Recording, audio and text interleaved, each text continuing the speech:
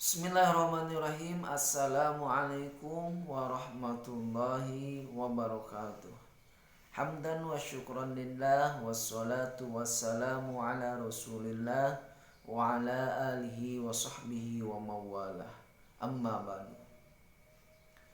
Apa kabar anak-anak?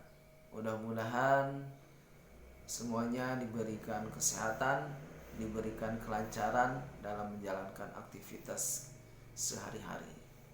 Amin amin ya Allah ya Rabbal alamin. Baik, kita ketemu lagi di pembelajaran SKI, itu sejarah kebudayaan Islam.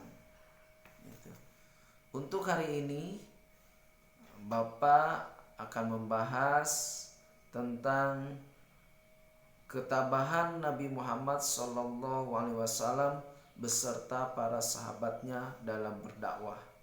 Ada di bab 1 halaman 4. Namun sebelum dimulai pembahasannya, mari kita sama-sama awali pembelajaran ini dengan membacakan basmalah dan doa.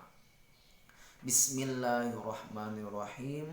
Allahumma inna nas'aluka ilman nafi'a wa rizqan wasi'a wa shifaa'an min kulli da'i wa saqamin ya arhamar rahimin. Amin amin ya rabbal alamin. Silakan buka halaman 4 bab 1 ketabahan Nabi Muhammad SAW beserta para sahabatnya dalam berdakwah. Ya, masih semangat ya belajarnya. Jangan sampai kita putus asa. Walaupun di suasana pandemi ini kita terus semangat belajar dengan walaupun secara daring. Nabi Muhammad ini adalah nabi dan rasul terakhir yang diutus oleh Allah Subhanahu wa taala. Nabi Muhammad SAW adalah yang dipilih menjadi nabi dan rasul pada usia 40 tahun. Beliau menyampaikan risalah kenabian kepada kaumnya selama 22 tahun, 2 bulan dan 22 hari. Nah, bagaimana kisah awal mulanya Nabi Muhammad diangkat menjadi nabi dan rasul? Nah, sedikit Bapak akan menyampaikan masa awal dakwah Nabi Muhammad SAW. Nah, awal mula Nabi Muhammad SAW menerima wahyu itu dari Allah Subhanahu wa taala melalui malaikat Jibril. Nah, sebelumnya Nabi Muhammad itu di sehari-hariannya beliau sering memikirkan dengan keadaan orang-orang Arab. Selalu berpikir dengan kesendiriannya, dengan keadaannya orang Arab. Nah, di suatu hari beliau datanglah ke suatu tempat, yang mana tempat ini jauh dari keramaian, sangat sunyi dari bisikan-bisikan orang-orang. Nah, apa itu namanya? Itu namanya khalwah. Itu kalau di buku ini disebut tahanus. Tahanus itu khalwah, menyendiri. Jadi pergi ke suatu tempat yang mana tempat itu jauh dari keramaian, nah itu tahanus, menyendiri, berkhalwah.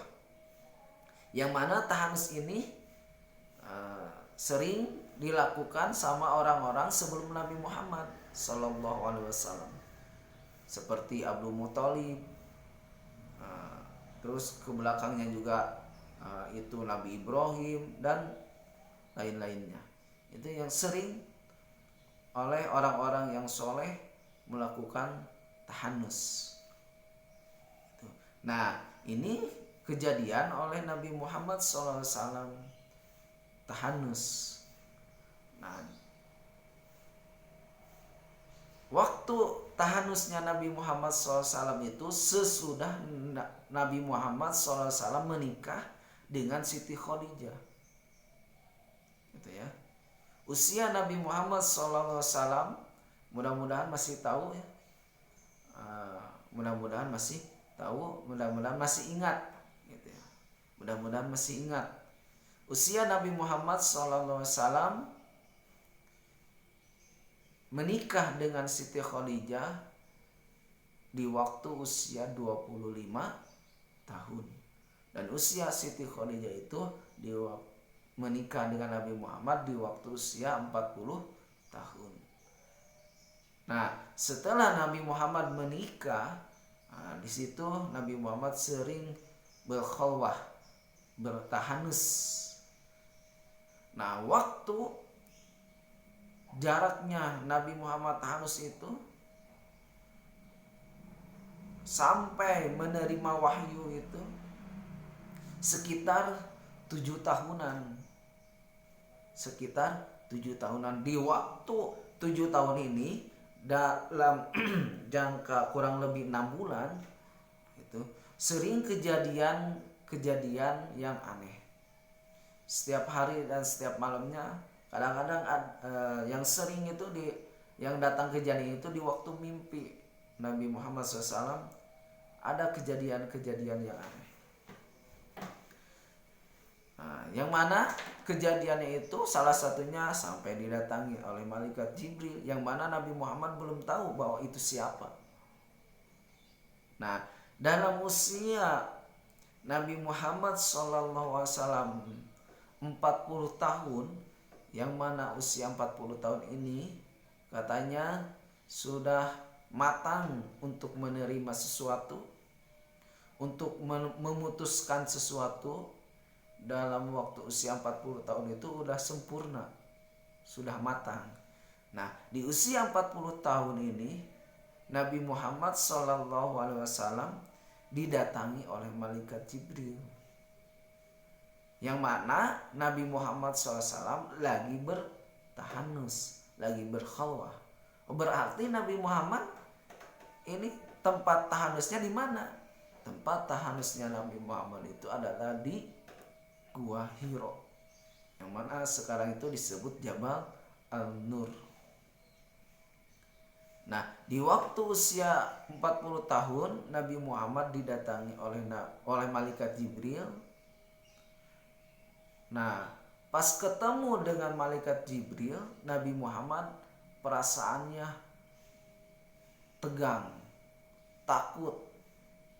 Semua perasaan-perasaan yang biasanya tidak dikeluarkan oleh Nabi Muhammad di waktu itu, di malam itu, keluar semua.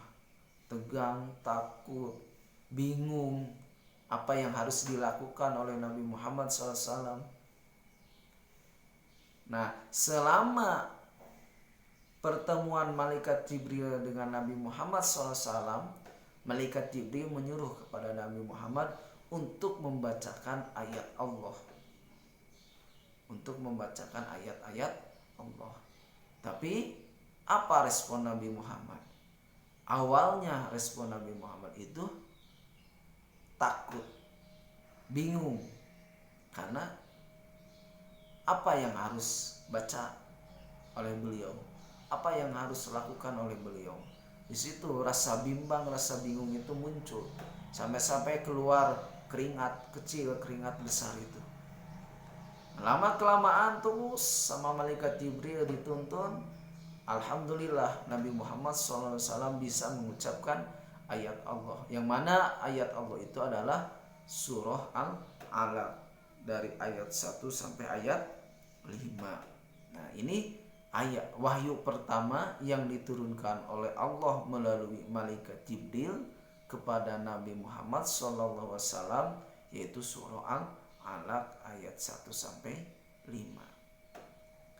Nah, sesudah kejadian itu Nabi Muhammad SAW pergi pulang ke rumahnya, menemui Siti Khadijah istrinya, langsung ke tempat tidurnya, menyuruh Siti Khadijah untuk menyelimutinya. Kenapa? Karena masih bergemetaran. Disitulah Nabi Muhammad bercerita kepada Siti Khadijah.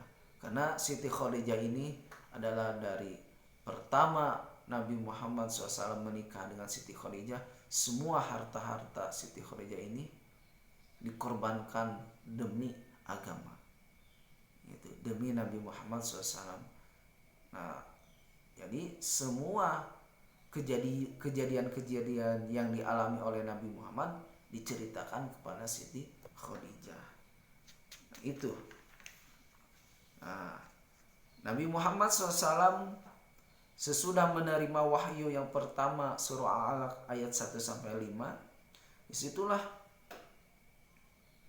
gitu, tanggung jawab Nabi Muhammad lebih besar. Apa? Berarti Nabi Muhammad SAW sudah diangkat menjadi Nabi dan Rasul karena sudah turun wahyu pertama. Nah, itu sedikit cerita Nabi Muhammad SAW mengawali dakwahnya, yang mana dengan diawali tahannus. Tahannus itu adalah khalwah, yang mana tahannus ini juga sering dilakukan oleh sebelum-sebelumnya, contohnya seperti Abdul Muthalib, dan sebelumnya lagi seperti Nabi Ibrahim, gitu ya, dan lainnya. Itu untuk pembahasan awal mula Nabi Muhammad SAW diperintahkan dakwah oleh Allah SWT melalui malaikat Jibril, gitu. Nanti kita sambung dengan dakwah Rasulullah SAW secara sembunyi-sembunyi, gitu. Jadi setelah Nabi Muhammad menerima wahyu itu tidak langsung sampaikan kepada masyarakat Quraisy Arab itu langsung semua dikasih tahu, tapi secara sembunyi-sembunyi dulu. Nah, ini pembahasannya nanti kita sambung lagi. Mari kita sama-sama sebelum ditutup pembelajaran ini kita baca dulu ayat yang ada di halaman 5, yaitu surah Al-Alaq ayat 1-5. A'udzu billahi minasy syaithanir rajim. Bismillahirrahmanirrahim. Iqra bismi rabbikal ladzi khalaq. Khalaqal insana min 'alaq. Iqra wa rabbukal akram. Alladzi 'allama bil qalam. 'Allamal insana ma lam ya'lam. Shadaqallahul azim. Ya, silakan kalian amati, perhatikan, baca masing-masing surah Al-Alaq ini beserta artinya. Jangan lupa tajwid dan makharijul hurufnya pelajari, gitu ya. Karena dengan membacakan yang bagus, yang fasih, itu akan mempengaruhi pahala kita.